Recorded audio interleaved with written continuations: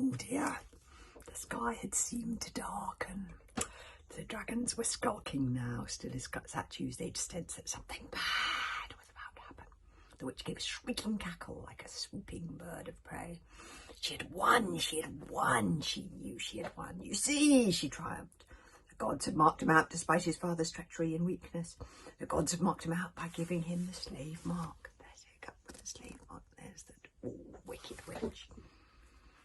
Turn your backs, O you tribes of the archipelago, screamed the witch. Turn your backs on this wickedly weak chieftain and his spawn of oddity. Turn your backs forever, and all may yet be well. You see how close the line is between triumph and disaster.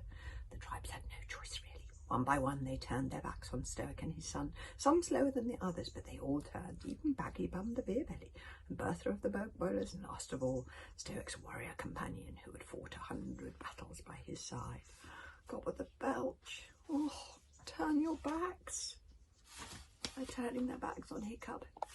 Gobba had tears in his eyes and a heart as heavy as a stone, but he turned nonetheless. Even Kamikaze, though she did not turn, stood frozen as a statue, paralysed with horror at her idol. Hiccup shattered. The slave mark! How could he have the slave mark? He wasn't the perfect hero either, any more than Flashburn.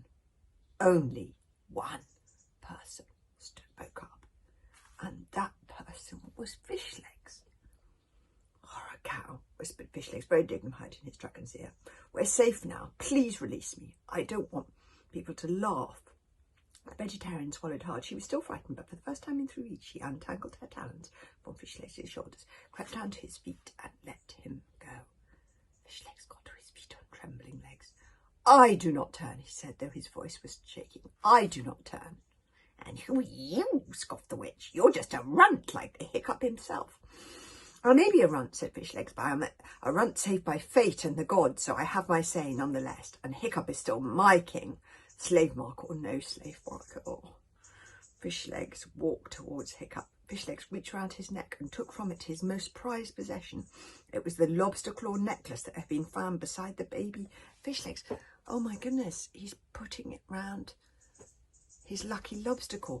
It was the lucky lobster claw necklace that had been found beside the baby Fishlegs in the basket that was washed up on the Long Reach 13 long years before. It wasn't exactly golden jewels, just an old lobster claw, but Hiccup knew what it meant. You can't give me this, Fishlegs, said Hiccup. It's the only thing you own that came from your parents. Fishlegs spoke very formally, as if you were a grown-up. Goodbyes are solemn things. Once I wanted to look for my family, said Fishlegs. I dreamed I'd show them this, and they would know that I am theirs. But now I'm grown, I know the Hooligan tribe is my family. You have been like a mother and father to me, Hiccup. Time after time you have put my life before your own, and so I give you this, the greatest gift I have to give. I give it to you, said Fishlegs, putting it round Hiccup's neck so grandly that he was like a hero anointing his king. As a sign of my loyalty and my faith in you, in the hope that it will bring you the luck that it once brought me when I was saved from the waves by the will of the gods. And Fishlegs bowed low, like he was bowing to his lord, and backed away, as one must when one is in the royal presence. There he is giving it. It's so moving, isn't it? Sweet. The nasty witch doesn't think it's moving, purred the witch. Very sweet. Stop, my ears are tearing up.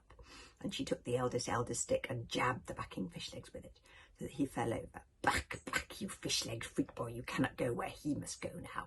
Lucky for you. Hiccup felt the lobster claw round his neck. Fishlegs' faith in him had given him strength. No, he shouted, you are wrong. Our fate is not what we look like. It's not written down in the stars. It is not the mark upon us. Our fate is who we are. We shall see, hissed the witch. We shall see now.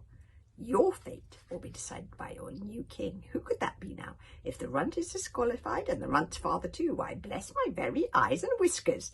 The one who came third must be the king. The new king must be...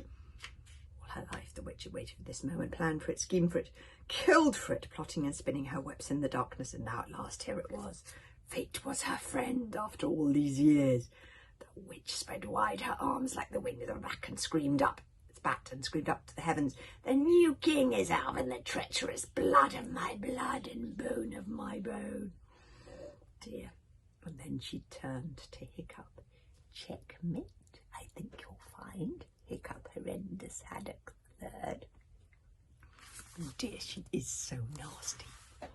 And chapter 20, I'm afraid, is called The Triumph of the Treacherous.